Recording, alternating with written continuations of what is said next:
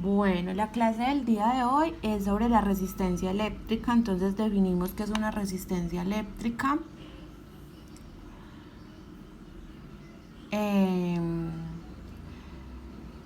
Las planchas, las bombillas y los fogones de las estufas eléctricas, así como algunos elementos de ciertos aparatos eléctricos, suelen ser llamados resistencias, debido a que presentan una tendencia a evitar que una corriente eléctrica fluya a través de ellos. Estas características se conocen como el nombre de resistencia eléctrica y se simboliza con la letra R mayúscula. Entonces ya empiezan a hablar de que cuando yo tengo un voltaje y una corriente que circula por un aparato electrónico, yo cómo hago para hallar el valor de esa resistencia eléctrica, pues es el voltaje dividido la corriente. Esta expresión permite demostrar que a medida que aumenta la resistencia general por el conductor, disminuye la intensidad de la corriente. Entonces, por eso es una división, porque entre más voltaje hay, el voltaje dividido la corriente lo que me hace es que haya mayor resistencia, y si hay mayor resistencia, menos circulación de corriente. Entonces, eso es lo que pasa. Eso con respecto a lo que es la resistencia eléctrica. Bueno, aquí me faltó lo del análisis de las unidades. Entonces, pues simplemente se los voy a explicar acá. Entonces, ya sabemos que la resistencia es el voltaje sobre la corriente.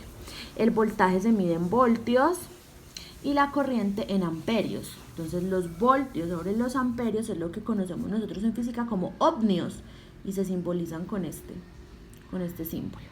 Entonces, esta es la unidad de medida de la resistencia eléctrica, los ohmios, que es con este símbolo. Se me olvidó cómo se llama este símbolo. ¿Listo?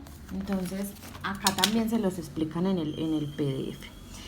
Ya luego de que hacemos pues esa explicación de lo que es una resistencia eléctrica en un aparato, entonces ya vamos con la ley de Ohm. ¿Qué dice la ley de Ohm?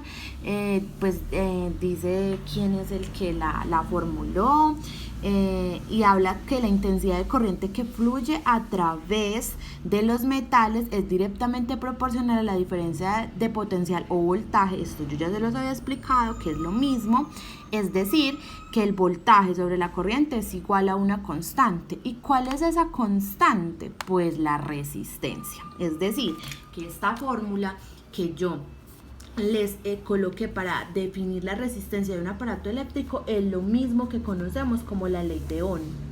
¿Listo? ¿Qué dice la ley de Ohm? Que hay una relación constante entre la resistencia, el voltaje o la diferencia de potencial y la corriente que circulan por un aparato.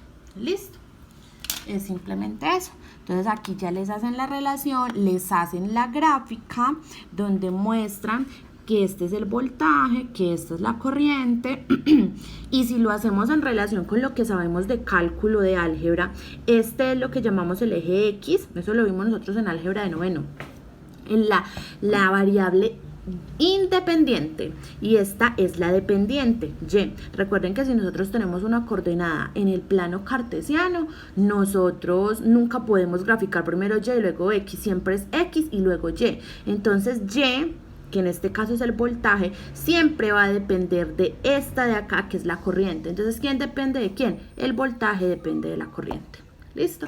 Y acá hacemos una relación de magnitudes. Esto es lo que corresponde al trabajo del día de hoy, viernes.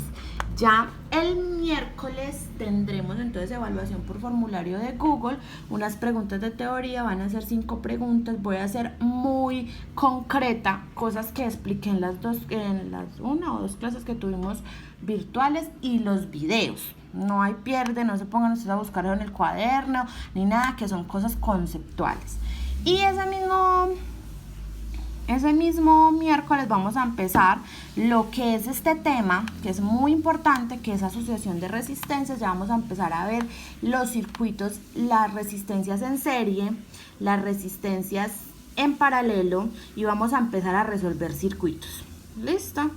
Entonces, las espero muy animadas para la clase del día del miércoles. Yo les aviso con tiempo si inicio la clase con videollamada o si va a ser con la misma metodología de que les subo el video con la explicación y las pongo a trabajar. Entonces el miércoles tendrán examen, para que estén muy pendientes. Recuerden que la clase empieza a las 7 en punto. Yo no quiero ver gente que me salude a las 7:15, 7:20 y hasta las 8.